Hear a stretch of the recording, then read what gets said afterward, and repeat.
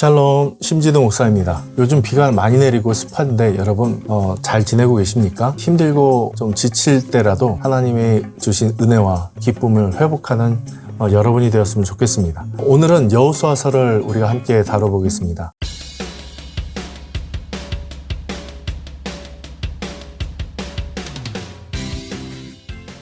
여호수아서는 하나님의 일은 하나님의 방법으로 행해야 된다고 우리에게 알려주고 있습니다. 여호수아서를 볼 때에 두 가지의 나눔이 보여져요. 하나는 전쟁을 위해서 땅을 분할하고, 그 다음에 두 번째는 12지파에게 땅을 나눠주기 위해서 땅을 분배하죠. 근데 이 과정 속에서 한 가지의 원칙을 알려주세요. 그 원칙은 하나님의 일은 하나님의 방법대로 행해야 된다는 거예요. 요단강을 건너서 하나님께서 여리고성을 점령하라고 할 때에 하나하나 알려줍니다. 그 성을 몇 바퀴 돌아야지 성이 무너진지 여러분 아십니까? 정답은 13바퀴입니다. 매일 한 번씩 돌다가 마지막에는 7바퀴를 돌죠. 하나님의 명령대로 행했을 때에 어마어마한 아무도 정복할 수 없었던 여리고성을 점령하게 됩니다. 놀라운 기적이죠. 그러나 그 다음에 있는 조그만 아이성, 여리고성이 굉장히 낮은 지역에 있었다면 아이성은 높은 고지대에 있는 조그만 성이었습니다. 보기에는 금방 점령할 수 있을 것 같았어요. 그래서 조금만 데리고 가서 우리가 점령하면 되겠지 하고 하나님께 묻지도 않고 하나님의 의견도 아니고 자기의 뜻대로 올라갔어요. 그랬더니 완전히 대참패를 하고 말죠.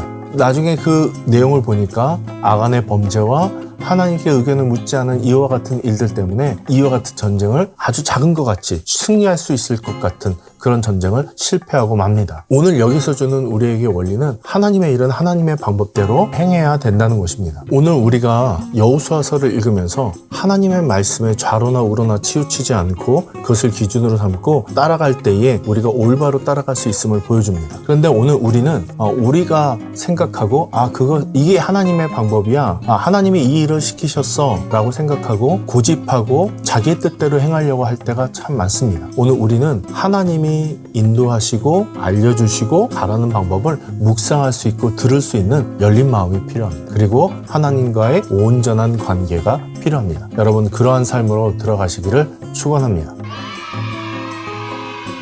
자, 우리는 사사기를 살펴보려고 합니다. 매일매일 우리 일상생활을 하면서 반복되는 삶을 살면서 한 가지 기억나는 것은 우리는 전쟁 같은 삶을 살아간다는 것입니다. 때로는 허무하고 때로는 지쳐가고 무기력하고 또는 너무도 바쁜 일상 속에서 힘들게 살아가고 있는 우리의 모습이죠. 그러나 이 사사기를 통해서 오늘 우리에게 영적인 원리를 주시는데요. 그와 같은 삶을 통해서 하나님을 잊어버리지 않기를 원하는 하나님의 마음이 담겨져 있습니다. 그래서 이 사사기서를 보면서 시작하는 문과 닫히는 문이 똑같은 어구로 시작돼요. 여호와 보시기에 자기의 마음대로 행하였다. 여호와 보시기에 자기의 뜻대로 행하였다 라고 열고 닫아요. 무슨 말입니까? 하나님을 잊어버리고 사는 자기 멋대로 살아가는 인생들은 계속해서 죄가 반복해서 나오는 모습을 오늘 사사기를 통해서 볼 수 있습니다. 그래서 여기서의 생활의 원리는 과거를 무시하는 자들은 죄를 반복할 수밖에 없다는 거예요. 오늘 성경을 가만히 살펴보면 같은 패턴이 7번이 나오는데요. 이 7번 반복되는 이 죄의 반복들은 5가지의 패턴이 있어요.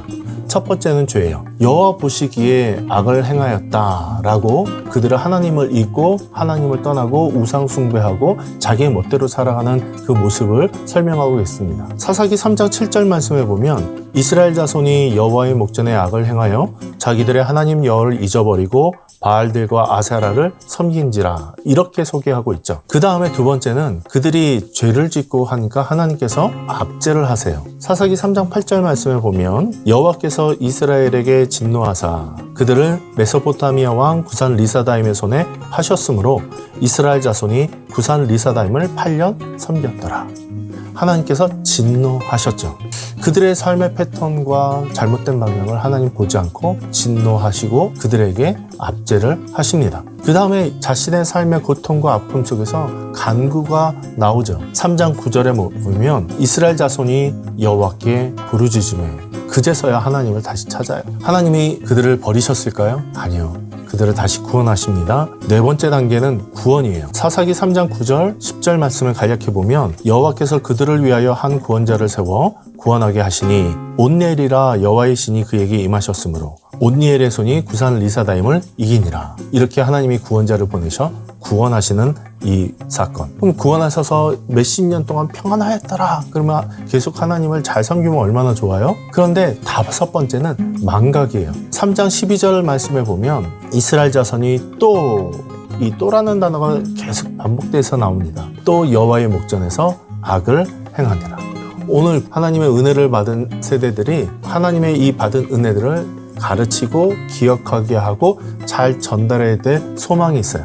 그런데 오늘 사사기서는요, 그 다음 세대들, 하나님을 알고 경험한 세대들이 지나가 그 다음 세대들이 등장하면 그걸 다 까먹어요. 참 신기하죠? 부모 세대들이 자녀 세대들을 하나님의 뜻대로 가르치기가 어렵다는 거예요. 사랑하는 여러분, 오늘 이 사사기를 통해서 오늘 우리가 우리의 신앙만이 아니라 우리의 다음 세대들의 신앙도 신경 쓰고 책임져야 됨을 오늘 또 알려주세요. 하나님께서는 우리 이런 모습을 끊어내기를 원하시죠. 그렇기 때문에 오늘 우리는 다음 세대를 신경 쓰고 다음 세대를 가르치는 데 또 한 마음이 되셔야 돼요. 자, 오늘도 주 안에서 승리하는 여러분 되시기를 축원합니다. 샬롬.